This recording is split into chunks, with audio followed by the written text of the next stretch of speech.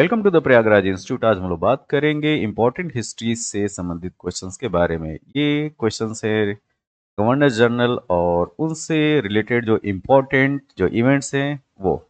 तो चलिए स्टार्ट करते हैं। हमारे सामने जो पहला प्रश्न है, पहला प्रश्न ये है कि वर्नाकुलर प्रेस अधिनियम, जिसको इंग्लिश में बोलते हैं वर्नाकुलर प्रेस एक्ट, वर्ष 1878 को किस गवर्नर जनरल, मतलब कि कौन से गवर्नर जनरल थे भारत के उस समय, जिन्होंने रद्द कर दिया था इसको। तो इस प्रश्न का जो सही उत्तर है वो है Lord Ripon. Option number B इसका सही उत्तर है। अब चलते हैं अगले प्रश्न।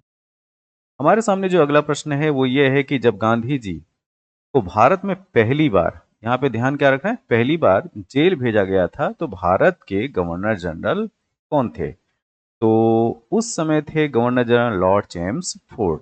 Lord Chelmsford. अब चलते हैं अगले प्रश्न पे। रूलेट अधिनियम। रूलेट अधिनियम जो सरकार को अनिश्चित काल के लिए बिना परीक्षण के लोगों को हिरासत में करने के लिए अधिकृत था, उस समय कौन गवर्नर जनरल था? तो उस समय भी जो गवर्नर जनरल थे वो लॉर्ड चेम्स फोर्डी थे। नेक्स्ट, निम्न में से किसने 1911 में रास बिहारी बोस की अध्यक्षता वाली दिल्ली षड्यंत्र मामले में हत्या के प्रयास का लक्ष्य रखा था? ठीक है, तो ये है लॉर्ड हार्डिंग। ठीक है, तो लॉर्ड हार्डिंग पे उस समय अटैक हुआ था, तो उस समय गवर्नर जनरल थे लॉर्ड हार्डिंग, जिनके ऊपर जो है हत्या का प्रयास किया गया था। अब चलते हैं अगले प्रश्न पे। हमारे सामने जो अगला प्रश्न है, अगला प्रश्न ये है कि निम्नलिखित में से कौन भारत में स्थानीय स्वशासन के जनक के रूप में जाना जाता है? तो ये है लॉर्ड रिपन। लॉर्ड रिपन को स्थानीय स्वशासन के जनक के रूप में जाना जाता है। नेक्स्ट, डलहौजी को आधुनिक भारत के निर्माता के रूप में माना गया है क्योंकि क्योंकि उन्होंने सुधारों के बारे में बताया और कई क्षेत्रों में शुरुआत की है। निम्नलिखित में से कौन सा या कौन से सुधारों को अपनी योजनाओं में से एक नहीं था? तो आपको बताना है कि इसमें से कौन सी योजना जो है उनके सुधारों में से एक नहीं था। एक है शैक्षिक सुधार, तो शैक्षिक सुधार था। रेलवे का निर्माण, ये भी था डलहौजी के टाइम में। टेलीग्राफ और डाक सेवाओं का परिचय, या इन्होंने इंट्रोड्यूस किया था टेलीग्राफ और डाक सेवाओं को। एक सार्वजनिक कार्य विभाग की स्थापना की थी। जी हाँ, पीडब्ल्यूडी की भी स्थापना उन्होंने उन्हीं के टाइम पे होता है। जो ऑप्शन नंबर डी है, भारतीय श्रम की स्थिति में सुधार करने के लिए कारखाना अधिनियम, ये उनके टाइम का नहीं है। कारखाना अधिनियम उनके टाइम का नहीं है। अब चलते हैं अगले प्रश्न की तरफ। निम्नलिखित में से कौन शिमला में वाइसी रीगल लॉज, ये टर्म याद रखिएगा, वाइसी रीगल लॉज और बॉटनिकल गार्डन के निर्माण में गहरी रुचि रखता है और वर्ष 1888 में पहला निवासी बन गया यहाँ का? ठीक है, ये थे मिस्टर लॉर्ड डफरिन। और लॉर्ड डफरिन वही है जिनके टाइम पे 1885 में आईएनसी की स्थापना होती है। अब हम बात करते हैं अगले प्रश्न के बारे में। निम्नलिखित गवर्नर जनरल में से कौन टीपू सुल्तान के खिलाफ ट्रिपल अलायंस का गठन या समझौता किया था? ठीक है, तो ट्रिपल अलायंस का गठन की बात की जा रही है। उस समय कौन गवर्नर जनरल था?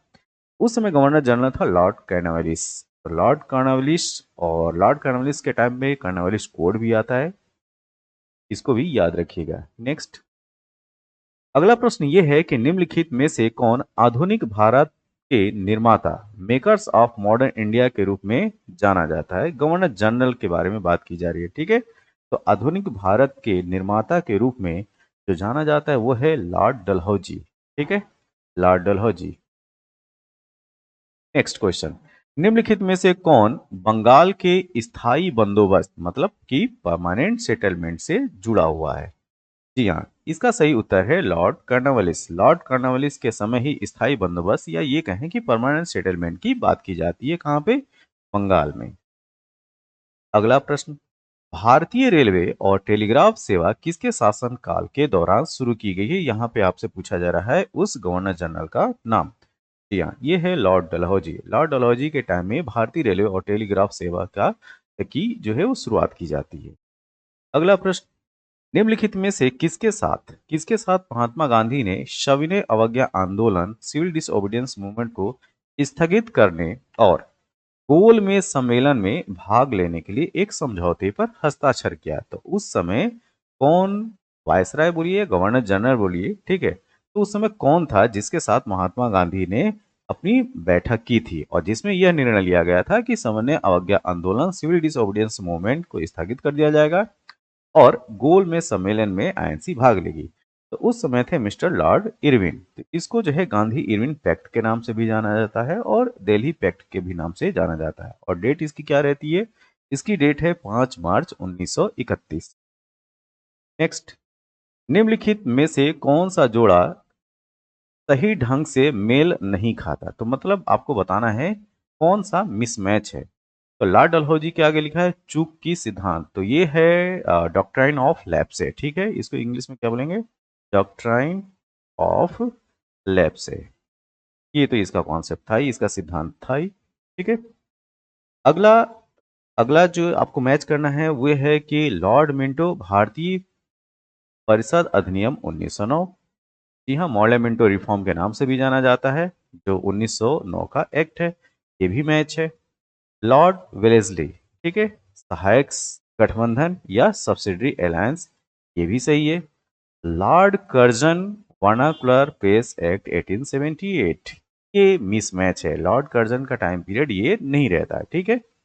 तो ऑप्शन नंबर डी जो है वो मिसमैच है, तो प्रश्न के अनुसार जो सही उत्तर होगा वो होगा ये ऑप्शन नंबर डी। अगला प्रश्न, हमारे सामने जो अगला प्रश्न है वो यह है कि भारत में ब्रिटिश इंडियन गवर्नर जनरल कौन था जिसके शासनकाल में चार्टर कानून का एक हिस्सा इस तरह से लिखा गया था? यहाँ पे उस चार्टर कानून का जो है स्टेटमेंट दिया हुआ है डबल इन्वर्टेड कॉमा में, तो देखिए ये है क्या? भारत का कोई भी मूल नहीं है और न ही उसके महामहिम के स्वाभाविक रूप से पैदा होने वाले किसी भी विषय को किसी भी स्थान पर रखने से अक्षम किया जाना चाहिए। धर्म, जन्म, स्थान, वंश या रंग, ये बहुत इंपॉर्टेंट क्वेश्चन भी कहा जाए और वह चार्टर कानून जिसमें यह बात कही गई थी। तो जिस चार्टर कानून में ये बात की गई थी उस समय गवर्नर जनरल कौन था, ये आपसे प्रश्न है, ठीक है। तो लॉर्ड विलियम बेंटिक, जो भारत के प्रथम गवर्नर जनरल नियुक्त होते हैं लॉर्ड विलियम बेंटिक, उन्हीं के समय जो चार्टर एक्ट 1933 है, क्या 1933, सॉरी 1833, 1833 का जो चार्टर एक्ट है, ठीक, उस चार्टर एक्ट में ये बात की जाती है कि भारत का कोई भी मूल नहीं है और न ही उसके महामहिम के स्वाभाविक रूप से पैदा होने वाले किसी भी विषय को किसी भी स्थान पर रखने से अक्षम किया जाना चाहिए। वो आधार धर्म हो, जन्म हो, स्थान हो, वंश हो या रंग हो। तो उस समय जो भारत के गवर्नर जनरल होते हैं वो होते हैं लॉर्ड विलियम बेंटिक, और लॉर्ड विलियम बेंटिक के टाइम में ये चार्टर एक्ट कौन सा आता है? Charter act 1833।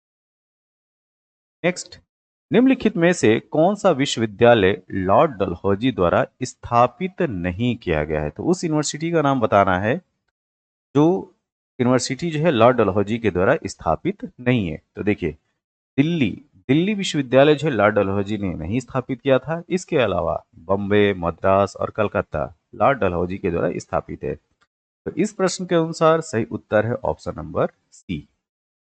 अगला क्वेश्चन, किसके प्रशासन के तहत भारतीय पुरातत्व सर्वेक्षण का कार्य शुरू हुआ था? ठीक है, तो आपको बताना है कि इंडियन आर्कियोलॉजिकल सर्वे का कार्य किसके टाइम काल में या कौन सा गवर्नर जनरल था जिसके टाइम पीरियड में ये स्टार्ट हुआ? तो ये था लॉर्ड कैनिंग। कौन? Lord Canning, option number C. Next, Srirangapatnam की संधि, श्रीरंगपट्टम की जो संधि होती है टीपू सुल्तान और निम्न में से किसके मध्य होती है? तो आपको बताना है उस गवर्नर जनरल का नाम। तो टीपू सुल्तान और लॉर्ड कैनावेलिस के बीच में श्रीरंगपट्टम की संधि होती है, ऑप्शन नंबर एक।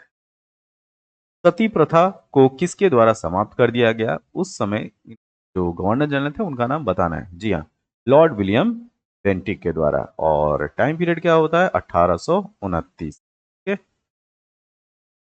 नेक्स्ट, भारत के आखिरी ब्रिटिश वायसराय कौन थे, इनका नाम आपको बताना है। तो भारत के अंतिम ब्रिटिश वायसराय थे Lord Mountbatten. Option number C. Bengal का विभाजन, division of partition of Bengal, वर्ष 1905 में किसकी अध्यक्षता में हुआ, या यह कहा जाए कि उस समय कौन गवर्नर जनरल या वायसराय था। ठीक है, तो लॉर्ड कर्जन उस समय गवर्नर जनरल था। नेक्स्ट, निम्नलिखित बयानों पर विचार करें। रॉबर्ट क्लाइव बंगाल के पहले गवर्नर जनरल थे, पहला स्टेटमेंट है। दूसरा है कि विलियम बेंटिक भारत के पहले गवर्नर जनरल थे। तो ऊपर दिए गए स्टेटमेंट में कौन कौन सा स्टेटमेंट सही है। ठीक है, तो केवल एक कि केवल दो कि एक और दो दोनों, ना तो एक और ना तो दो। तो यहाँ पे दिया गया जो प्रश्न है और उसमें जो स्टेटमेंट है, जो पहला स्टेटमेंट है वो है गलत। वॉरेन हेस्टिंग जो है वो बंगाल का पहले गवर्नर जनरल बनते हैं। दूसरा जो स्टेटमेंट है कि विलियम बेंटिक भारत के पहले गवर्नर जनरल थे, ये बात सही है। तो इसका सही उत्तर होगा ऑप्शन नंबर बी, केवल दो।